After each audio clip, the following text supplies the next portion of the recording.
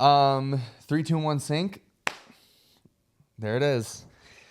Okay, we're back with another podcast. It's been so long since like posting the last time. We're just gonna get straight into it and talk about like what happened with the podcast, because for the past 2 weeks I've been thinking about making an upload. I've been thinking about doing like talking about what direction I actually want this to go, why it stopped in the first place, and then just giving an update on our life. So, do you have anything that you want to add right away? Nope, I don't think so. So right now we are in our new office space, and we'll get into that. But Heather and I this year decided to join forces together and kind of collectively put our businesses in the same spot. And so we've been super busy, and that's a part of the reason why there's been no podcasts. But now we're in a bit of a flow. Tristan, who may have been in another podcast before or on the vlogs on this channel, is helping us out with the social media. So I feel like there's actually time that I can dedicate to doing a podcast. Something that I've gotten in the habit of, or that I got in the habit of for a long time, was overcommitting to too many things and then never doing any one thing super duper well. And thankfully, stuff like business has never really suffered from that, I would say, right? Yeah.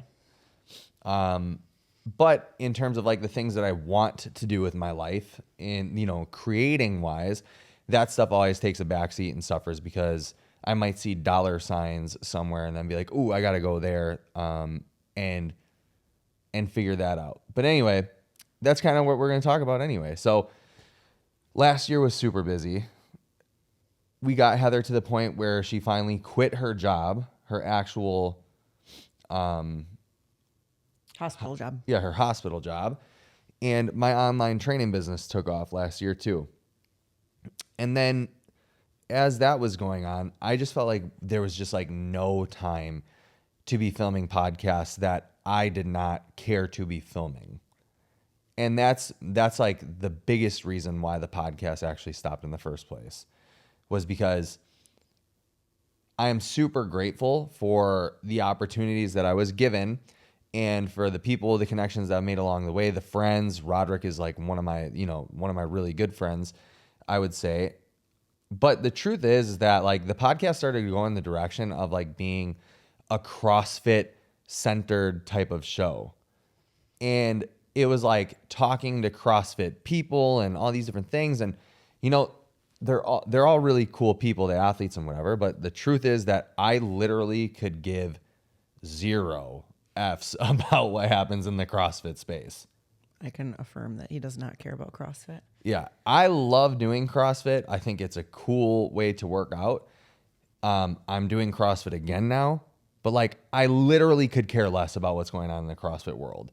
I think that like watching the athletes compete is really fun. Going to the events like Wadapalooza, Rogue, the games, that's all really fun. But in terms of like who's the who to know in CrossFit and who are the media people that you need to connect with and be friendly with because it's gonna, I don't know, boost your career, or, whatever, it makes you a cool kid or whatever, I literally could give a shit about it.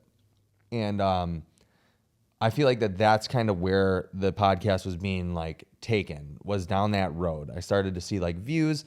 Specifically, one of the examples that, I gave last night, I was talking to some of our friends. They asked about the podcast, and I said that I've been meaning to like get back to it. Was that the WFP situation was like the prime example of when I was like, oh man, this is not what I want to be doing. Maggie, last year we had the opportunity to talk to Maggie first, one of the first WFP or the first WFP affiliate, right? Is that what it is? She was the first one? I think so, yeah. Yeah. She was the first WFP affiliate. And then we were like, oh, sweet. I know Maggie. I actually really like Maggie a lot. Mm-hmm. And we have a relationship, or have had a relationship together. And, but then during that podcast with the live show, like the commenters and how many people were on there and whatever, as I was sitting in the podcast, I can like remember being like, why am I here? I don't give a shit. Like good for her that she's doing this. I don't have a problem with this. Mm-hmm. And it seems that everybody else in the CrossFit space gives a shit about this. Yeah. But like for me, it's like, what, like, I don't get the significance. And maybe it's because like I wasn't a early onset CrossFitter, that I'm not bought into the culture and the whatever. But like, I just never cared. Yeah, I mean, I just don't think it's one of your interests. Yeah, it's not. Yeah. It's just genuinely not. And so then comes like the drama stuff, right? Where like and I've talked about this before, but I'm super not into drama. I'm not into drama-based content. I like to watch Muslims and Christians debate a lot. So if you consider that drama, I love that shit. But like, I don't care about being a part of drama. I don't want to know about the drama. That's not true. I feel like everybody wants to know about some drama. Like there's this dude absolutely crashing out on Facebook that I went to high school with, and that shit is funny. But It's not funny. it's not funny. He's not like losing his mind or anything. He's just like crashing out. I know, but he'll probably regret all of that one day. Yeah, he's gonna regret it. So it's not funny. It's just whatever. but I don't care to be a part of the drama. You know, like I had some drama with Taylor Self or whatever, and to me, it's just like, why am I even beefing with this guy? Like, he doesn't matter to me. Yeah. You know, like that doesn't matter. The WFP and CrossFit stuff doesn't matter. The open stuff doesn't matter. Like, I could give a shit about it. High Rocks versus CrossFit. I don't care about that either. And then so I just felt like that was the direction that the podcast was going. And I had to stop. I got burnt out because I was making content that I literally could care less about. Yeah. Yeah. And then Hiller hit me up one day, Andrew Hiller, while I was doing a live stream. And he was like, why are you doing this? Basically about like, I was trying to do a political commentary thing, which actually got quite a bit of views. And then also when he said that, I was also like, yeah, why am I doing this? So the direction basically that I want to take the podcast, the long story short, right, is that I just want to have conversations that matter. That was like the whole point of the podcast in the first place, was to talk to like business owners or people doing things outside of the social constructs, outside of the social norms. Like I want to talk to people that are nomads or people who are like holistic healers and people that are like anti-government and, you know, have religious conversation and mental health stuff and talk about health, wellness, fitness, and not in the way that like the CrossFit, you know, podcasts do it and stuff, like things that actually matter and actually move the needle and will help the world move forward rather than just like falling into all this other shit. And if it never becomes a million subscribed podcast or show, it doesn't matter anymore because I'm finally doing the podcast in the direction that I actually want to do it. Perfect. Yeah. Talk to skateboarders, talk to, you know, mountain bikers, like all these different people. So anyways, that's the long short about the podcast and what happened and where I hope to take it. Why don't you tell them a little bit about what's going on at the clinic now? Well, we introduced, are we allowed to say certain words on YouTube? Yeah. Okay. For sure. I just don't want to get Peptides. Peptides. Hormone therapy. I mean, hormone BHRT. But peptide. So we introduced peptides in fall-ish of 2025. Got very busy and realized, well, actually part of it was I started focusing on my social media, introduced peptides, and quickly realized that I stayed at the hospital for too long. I should have left so that I could grow faster. You know, you can't do something like 100% if you're doing too many things. So the conversation actually went like this. One day she was like, let's just tell this story because it'll be funny. One day she came home, she was complaining for like the 100th time about like her job. yeah. And I sat her down and I told her basically that she needed to shut the F up or quit her job. I said to her, I was like, I'm sick of hearing you complain about this shit. We have the answer. You can't be all in on two things. You're never going to get to the point in your business where you can leave unless you leave. Yeah. Because that's what I did. But then it was years also ago. like one of the things that you said to me was, what are you so afraid of? Like, you're literally a PA. If it doesn't work out, you could just go get a job. And I was like, oh, I could. Yeah, but see, these are the interesting conversations, Yeah. right? That like people should hear because So for any of you guys that like are qualified in any sort of way and you're afraid to take a leap, you're retarded. Like there's zero reason why you should be afraid to take a leap, quit your job and go start a business or try a dream. Because if you're qualified, if you have a degree that's like that actually matters, PA, engineer, science of some sort or whatever, you're always going to be guaranteed a job, at least for right now, while AI and robots aren't taking over everything. Like you're guaranteed a job. Just go do the thing. It was different back in my day when I was like when I was doing business. I'm not qualified in any way to do what I do.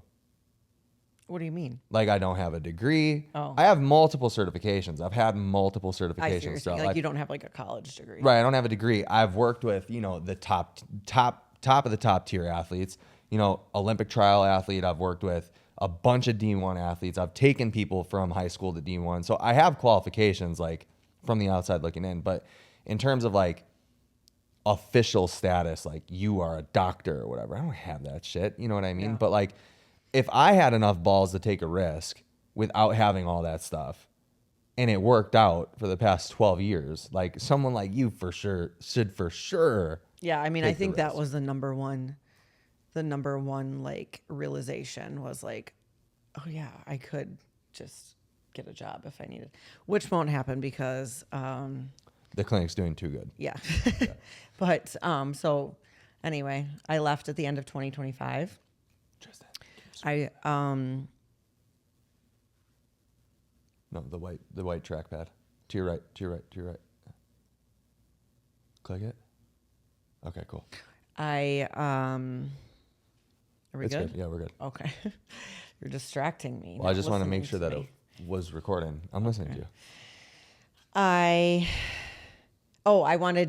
was due for a whole bunch of my like medical PA certifications, like my boards and my DEA and all sorts of stuff. So if I stuck out the year, then I could get all that stuff covered, which was nice. And yeah, we left end of 2025 and now it's June 14th or something. And I haven't looked back. So It's only gone up. Yeah. So- So we introduced, like we said, GLP-1s and peptides and in fall, and then HRT shortly thereafter. And yeah, it's doing well. I still do tons of aesthetics. I'm still injecting people all day, every day, but a lot more of the wellness side of things, which I actually really enjoy. Yeah, so we've kind of turned the clinic, we've transformed it from just doing aesthetics based stuff to more like functional health and medicine, but really doing the pharmacology side of things, Yep. like bringing in peptides, drugs, stuff like that to help people. Because that's stuff that actually like really moves the needle unless you're willing to do like all the gut health testing and organic acids and gene sequencing stuff. Like this is stuff that for sure is actually going to help people and work. And that's part of the reason why I also decided to like join forces with Heather, because she had said something about us like working together like early on. And I was super hesitant about it. I didn't want to because in my brain, right, this is how my brain works. I wanted to be successful, like the successful one on my own. I wanted to be the millionaire on my own. And then one day, I don't even know what it was, what clicked. Like I remember something happened where I was just like, We're going to start a coffee trailer. We'll talk about that later. So But like business was going well. And then eventually I was like, the fastest way to get to the same goal that we have is to do it together. yes. And so the other thing that I have been struggling with for the past like 2 or 3 years is that, well, actually, since I opened my gym, is that I opened my gym in the first place because I wanted to quit coaching a long time ago. I've been very blessed. I've been very good at what I do, but I wanted to quit coaching years ago. And that's why I opened a gym, because I just wanted to be a business owner. And then so like coming in help, like combining forces with the clinic, I get to bring my skills from that into this, like the business side of stuff. Yeah. Which is, it's been good. It's been nice. So we've just been working on this. Yeah. Yeah. And it's going good. We're going to take it to the moon. So if you guys need any BHRT or peptides, Yeah. holla, don't squalla. Yeah, another thing that we were about to do was open a coffee trailer. I bought a trailer. You. Yeah. I bought a trailer in when did I buy it? October or November? No. Oh yeah. Did you Yeah. buy it that early? Yeah, I bought it before December.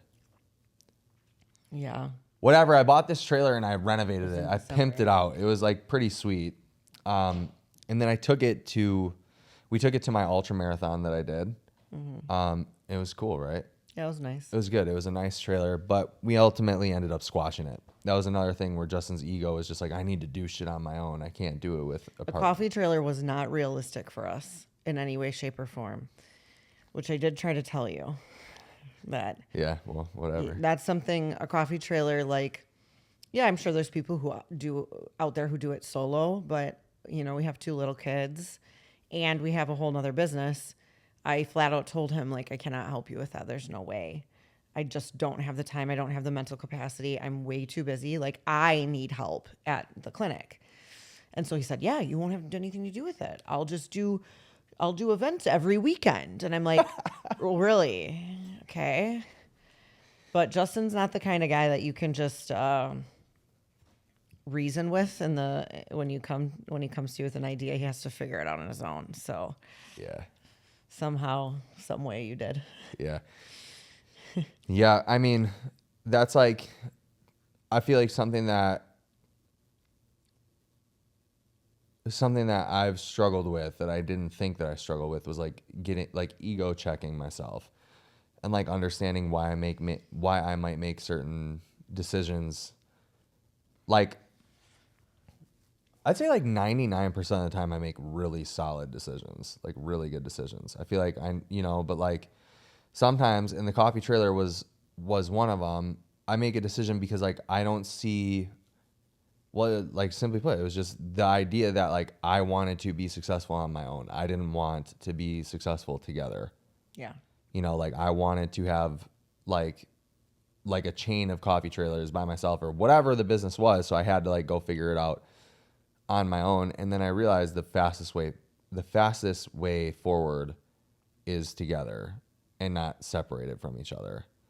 So like if we can combine forces and both do things that we're strong in, it's gonna like blow up immediately. Yeah. And then that's what happened. Yeah. It's been very helpful to have him like managing a lot of back end stuff. So a lot of the social media stuff, marketing. He's definitely better at like talking to people and sales and things like that than I am. I'm purely just medicine. So I don't have any other talents outside of that. She's a book nerd, dude. Yeah, I'm a book nerd for sure. And I also like, I really enjoy, I don't know for anybody watching this or listening to this, but like, I really enjoy the process of like creating an offer and then selling the offer, like figuring out how to get the person from point A to point C, because like understanding what people actually need and then trying to like, it's not even selling. It's like letting them know the amount of value that they're about to receive and then them actually like doing it and then seeing the value. Yeah. I love that process.